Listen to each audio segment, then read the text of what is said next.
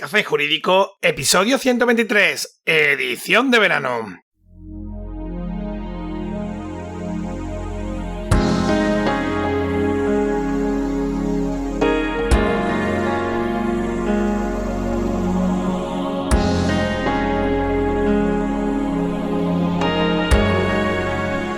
Muy buenas tardes, bienvenidos de nuevo. Hoy miércoles 9 de junio, mi nombre es Juanma Delgado y esto es Café Jurídico, un espacio de divulgación jurídica donde, en el tiempo que dura un café, abordaremos novedades legislativas, interpretaciones de doctrina y jurisprudencia sobre distintas temáticas, aprenderemos a manejar herramientas para la eficacia y la productividad profesional y, en definitiva, nos acercaremos de una forma amena y distendida al sector jurídico. ¡Comenzamos!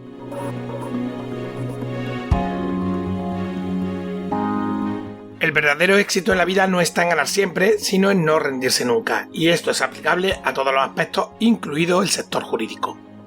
Muchas veces partimos de una situación que a priori parece insostenible y, sin embargo, analizándola con detalle, vemos que hay algún clavo al que poder agarrarse.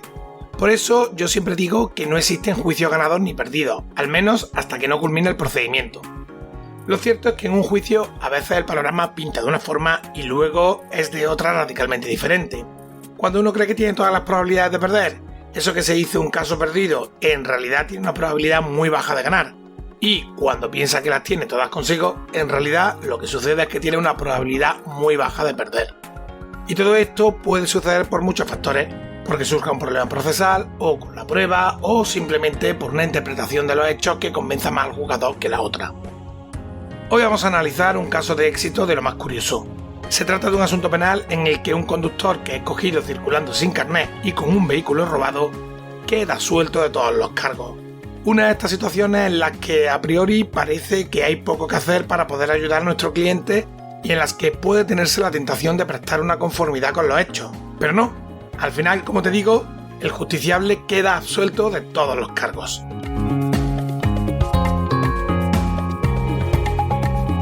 Para conocer más detalles del caso y cómo es posible que, habiendo sido pillado en un vehículo robado y sin puntos en el carnet de conducir, y pese a ello haya salido también parado, tenemos con nosotros a Adrián Ruiz Iglesias, compañero abogado penalista de Madrid, titular del despacho Arlau. Buenas tardes, Adrián, bienvenido y muchas gracias por aceptar nuestra invitación para venir a compartir tu caso de éxito con nosotros. Muy buenas, Juan, muchísimas gracias a ti por darme la oportunidad de participar en uno de los podcasts de referencia en el sector jurídico. Es un placer para mí poder compartir uno de mis últimos casos de éxito con tus oyentes y voy a intentar explicarlo de la forma más sencilla posible para que cualquier persona pueda entender en qué consiste una de las fases más importantes del procedimiento penal, que es la fase de instrucción, y sobre todo la estrategia de defensa seguida en este caso concreto. Bueno, si no estoy equivocado, tal y como he dicho en la presentación, has conseguido el sobreseimiento y archivo provisional de las actuaciones contra un cliente que fue sorprendido por la policía conduciendo sin carnet un vehículo robado. Cuéntanos un poco más cuál era la situación del cliente en cuestión cuando decide hacerte cargo de su defensa. Mira, los hechos se remontan a septiembre de 2020. Recibo una llamada como de costumbre al teléfono del despacho por la noche de una mujer que me dice que su marido se encuentra detenido, está en los calabozos por conducir sin carnet. Llamo al colegio de abogados, llamo a la comisaría, me presento allí para realizar la asistencia. Y me dicen en comisaría cuando llego que que no solamente está por un delito de conducción sin carnet, sino que hay bastantes más cosas. Entonces les pido que me dejen ver el atestado, que me dejen leerlo o que me den copia del mismo. Como de costumbre me dicen que no, que te voy a contar a ti, compañero, que no sepas, que nunca nos lo dan. Y entonces pido por escrito que me den los elementos esenciales de las actuaciones para poder impugnar la detención. Una vez me dan el papel, os lo voy a leer concretamente, el breve resumen de los hechos. Se procede a la identificación de esta persona que está conduciendo un vehículo que está cortando una calle, manifestando que el turismo está sustraído, por lo que se realizan gestiones comprobando que efectivamente es así, teniendo las placas dobladas y careciendo de carnet de conducir. Pues por tanto, la situación inicial a la que yo iba, que era por un presunto delito de conducción sin carnet, pues se nos convierte en 3 delitos, en robo/hurto de uso de vehículo a motor, en falsedad documental por las matrículas y en delito contra la seguridad vial por el carnet. Entonces, yo sabiendo todo esto, solicito la entrevista reservada, me entrevisto con el cliente. Primero me presento, lógicamente, diciendo que soy su abogado, que me ha contratado su mujer, y él me manifiesta que él tiene carnet de conducir, que no tiene conocimiento de que se lo hayan quitado, que el vehículo no le dijo a la policía que lo había sustraído o que estaba sustraído, sino que le dijo que se lo había cogido a una persona de etnia gitana que le debía dinero, que no tenía conocimiento de que ese vehículo hubiera sido previamente robado, ni que le hubieran cambiado las matrículas, y que por tanto, de haberlo sabido, pues lógicamente nunca se lo hubiera cogido, no lo hubiera conducido. Entonces, pues teniendo un poco clara lo que es su declaración, a la espera, lógicamente, de ver el atestado completo, que como no nos lo facilitan, pues no nos queda más remedio que esperar hasta el día siguiente, ya en sede judicial, donde previo a su declaración nos dan las actuaciones completas. Pues en comisaría, lógicamente, nos acogimos a su derecho a no declarar, a la espera de poder ver todas las actuaciones y terminar de definir la estrategia de defensa. Perfecto. Ya que tenemos planteado el supuesto inicial, ¿cuál es la estrategia jurídica que sigues para defender sus derechos y qué pasos das ahora? La estrategia de defensa era muy sencilla, consistía básicamente en intentar hacer valer su presunción de inocencia, negando en primer lugar tener conocimiento de que le había sido retirado el carné y por tanto que conducía en la creencia de que lo tenía, y en segundo lugar que el vehículo se lo había cogido a una persona ese día y que no tenía conocimiento ni había participado de ningún modo ni en la sustracción del mismo ni en la falsificación de las placas de matrícula.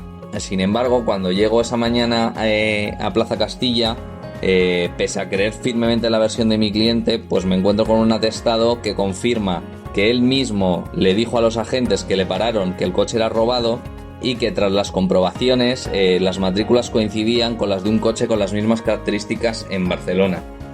El robo, según el atestado, se había producido hacía 3 meses, pero no estaba incorporada la denuncia y por tanto en ese momento desconocíamos cómo se había producido la sustracción y si había algún testigo de los hechos. El delito de conducción sin carné no me preocupaba demasiado, pero sí la sustracción del vehículo, porque al haber transcurrido más de 48 horas desde la misma, difícilmente se podía aplicar el hurto de uso de vehículo a motor, puesto que se podía entender que ya lo había incorporado a su patrimonio, y dependiendo de si el coche había sido sustraído empleando la fuerza o la violencia, pues nos podía complicar aún más la situación, agravando la pena y pudiendo imputarle finalmente un delito de robo en vez de hurto. Por eso, y como era muy prematuro, por prudencia, le dije a mi cliente que se acogiera a su derecho a no declarar a la espera del resultado de las diligencias de investigación. Como la mayoría de los clientes, pues ellos quieren declarar, quieren hablar, quieren decirle al juez de instrucción que ellos no han sido, que no tienen nada que ver, y les cuesta entender que el derecho a guardar silencio no conlleva por sí una asunción encubierta de los hechos, ni te perjudica. Es más, en este caso yo creo que le benefició enormemente, y como iremos viendo. También le expliqué que todo aquello que pudiera declarar, si era cierto, lo iban a declarar por él las diligencias de investigación que solicitáramos, así que no se preocupara. Tras su declaración ante el juez de instrucción, acogiéndose a su derecho a no declarar, se dictó auto poniéndole en libertad sin ninguna medida cautelar. Durante la fase de instrucción, que duró aproximadamente 8 meses, se fueron practicando distintas diligencias. En primer lugar, el instructor solicitó la incorporación de la denuncia y la realización del ofrecimiento de acciones a la propietaria del vehículo. La denuncia simplemente hacía referencia a que aparcó el coche enfrente de su casa y a la mañana siguiente ya no estaba, no hacía referencia a nada más. Cuando acudió a los juzgados, manifestó que solamente quería su coche de vuelta, que le devolvieran su vehículo y que no quería emprender ningún tipo de acción ni civil ni penal. Por su parte, el Ministerio Fiscal solicitó un informe pericial del vehículo a los efectos de determinar su valor. El informe era bastante incompleto y no determinaba el estado en el que se encontraba, por lo que solicitamos una inspección ocular del mismo. A ver, mi cliente me dijo a mí que el coche no estaba forzado, estaba bien y que además conducía con la llave original. A esto no se hizo referencia en la denuncia. Desconocemos si es que se dejó las llaves puestas en el coche y se lo llevaron sin más, pero la inspección ocular certifica que el coche no ha sido forzado y que cuenta con las llaves originales. Esta defensa pide además, como diligencia instructora, que la policía científica tomara muestras de la matrícula para comprobar si existían huellas de mi defendido en las mismas. El resultado de esta diligencia fue negativo, no existían huellas de mi cliente en las matrículas. Y por último, solicitamos un informe completo a la Dirección General de Tráfico sobre la retirada del carnet de conducir y les pedimos la evidencia de que había sido notificado. El informe confirma la versión que me da a mí mi cliente, puesto que las 2 notificaciones que realizan aparecen en la primera como ausente y en la segunda como paradero desconocido, por lo que finalmente lo publican por edictos, lo que evidencia que mi cliente no ha sido notificado personalmente. Y al final, ¿cómo queda la cosa exactamente? Ya sé que antes he destripado el resultado, que no sé cómo me las apaño, pero siempre suele pasarme lo mismo en este tipo de programas. Pero bueno, te dejo que lo cuentes tú y que nos expliques con más detalle todo. Antes de desgranarte cómo queda la cosa, para los que no lo sepan, un procedimiento penal abreviado, como es el caso, se divide en 3 partes. La primera fase es la fase de instrucción, que es la que he contado en el punto anterior y en la que se practican las diligencias necesarias encaminadas a determinar la naturaleza y circunstancias del hecho y las personas que han participado. Y una vez hay indicios suficientes de delito, se dictaría auto de continuación de procedimiento, más conocido como auto de PA, dando lugar a la siguiente fase, en la que se presentarían los escritos de acusación y defensa, para finalmente dar paso a la última fase de todas, que es la del juicio oral. Yo soy de los abogados que piensan que la fase de instrucción es la más importante, porque prepara la prueba para el acto del juicio oral, y siempre que sea posible y el caso lo permita, trato de luchar en esta fase lo máximo posible para intentar evitar al cliente la celebración del juicio.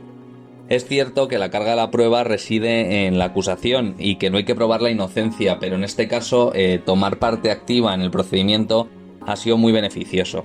Dicho esto, presentamos un escrito solicitando el sobreseimiento y archivo de las actuaciones basándonos fundamentalmente en 2 motivos. El primero, respecto de la conducción sin carné, alegamos que se había publicado su retirada por edictos y que no le había sido notificado personalmente, tal y como consta en el informe emitido por la DGT. En este sentido, la Audiencia Provincial establece que el tipo descrito en el artículo 384.1 del Código Penal exige algo más que una notificación en el domicilio del interesado y después mediante edictos en el boletín oficial correspondiente. Exige que tenga efectivo conocimiento de la retirada del carnet de conducir por pérdida de puntos, y aunque existan sospechas e incluso algún indicio que tal conocimiento existía, no hay una certeza absoluta y esta incertidumbre es la que impide dictar una sentencia de condena, por lo que en este caso tampoco podía prosperar. El segundo, respecto al delito de robo, hurto de uso de vehículo a motor y falsificación en documento público, manifestamos que las diligencias de prueba practicadas en la fase de instrucción habían acreditado sobradamente la inexistencia del más mínimo indicio racional de criminalidad en la conducta de mi defendido, quedando demostrado que mi representado nada tenía que ver con los hechos investigados.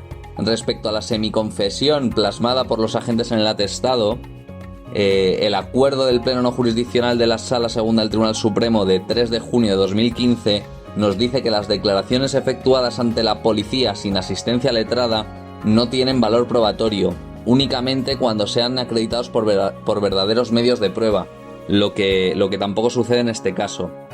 El hecho de ser sorprendido conduciendo un coche que previamente ha sido robado no implica por sí solo la participación en la sustracción del vehículo, y menos cuando la propietaria no lo presenció y no existen tampoco testigos de los hechos que puedan situar a mi cliente como autor del mismo. Además, hay que tener en cuenta que el coche no había sido forzado y que inexplicablemente tenía la llave, lo que indica que tampoco tenía conocimiento de que hubiera sido sustraído y que conducía sin consentimiento de su verdadero titular. Lo mismo sucede respecto de la falsificación de las matrículas. Ningún indicio existe de la participación de mi cliente. Las tuvo que hacer alguien con conocimientos y maquinaria especializada de la que carece mi defendido.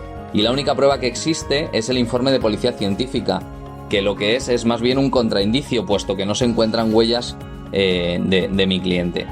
Por ello solicitamos decretar el sobreseimiento del archivo de las actuaciones, alegando que no se puede mantener una imputación aferrándose a presunciones genéricas, vagas y en base a conjeturas que no tienen ningún sustento o soporte racional.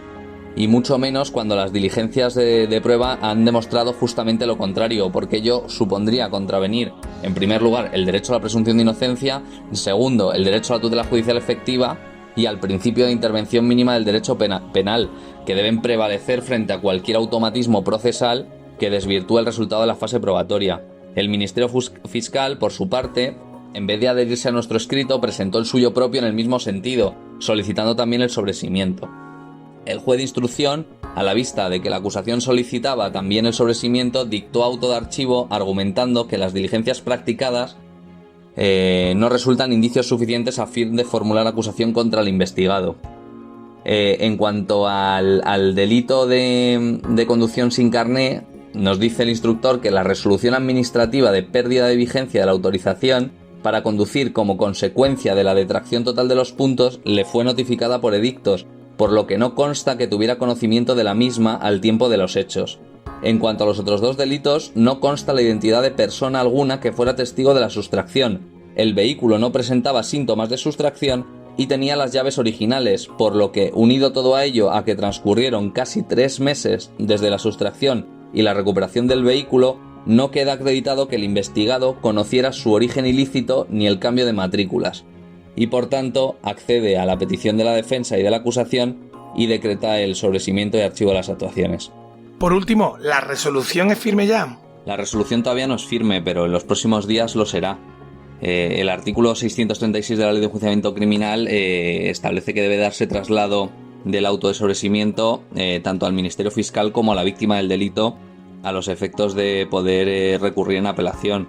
Pero bueno, como ya hemos adelantado, el Ministerio Fiscal solicitó el sobreseimiento, por lo que no tiene ningún sentido que lo recurra. Y por otro lado, respecto de la víctima, que tiene 20 días, renunció a todas las acciones civiles y penales durante la instrucción, puesto que ya había recuperado su vehículo y tampoco esperamos su recurso, por lo que adquirirá firmeza muy pronto. Adrián, nos ha encantado tenerte aquí hoy compartiéndonos este caso de éxito. Estoy seguro de que algunos de nuestros oyentes pueden verse por una situación parecida, pero por si así fuera y quisieran ponerse en contacto contigo para obtener asesoramiento, te dejo tu momento spam para que puedas indicar a nuestros oyentes cómo pueden encontrarte. Muchísimas gracias, Juan, ha sido un verdadero placer estar aquí con vosotros. Desde luego esperemos que ningún ciudadano se tenga que enfrentar a un procedimiento penal, pero llegado el caso puede contar con nosotros. Nuestro despacho es Arlow Abogados, estamos situados en la calle Zurbano número 11, piso 308 en Madrid, pero llevamos procesos en toda España. Somos un equipo de abogados jóvenes especializados en derecho penal, en el que han confiado en estos 2 años pues casi un centenar de clientes. Y ahora permíteme que me dirija brevemente a la audiencia. Si habéis sido víctimas de un delito o por el contrario habéis sido citados como investigados o conocéis a alguna persona que se encuentre inmersa en un procedimiento penal, podéis contactar conmigo en el 658 98 62 68, en la web arlow.es o en mi correo electrónico adrian@arlow.es, y estaré encantado de reunirme con vosotros para que me expongáis vuestro caso y hacerme cargo de la defensa. Muchas gracias nuevamente por habernos acompañado.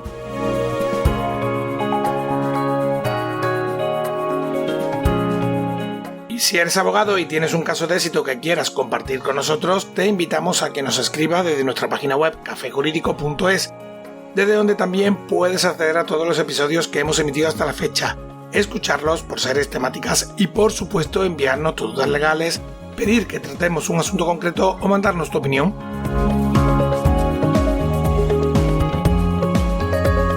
Recuerda que también puedes seguirnos y escucharnos en las principales plataformas del sector. Ya sabes, iTunes, iVoox, Spotify, Spreaker, Google Podcast, Deezer, Amazon Music, YouTube y así hasta más de 35.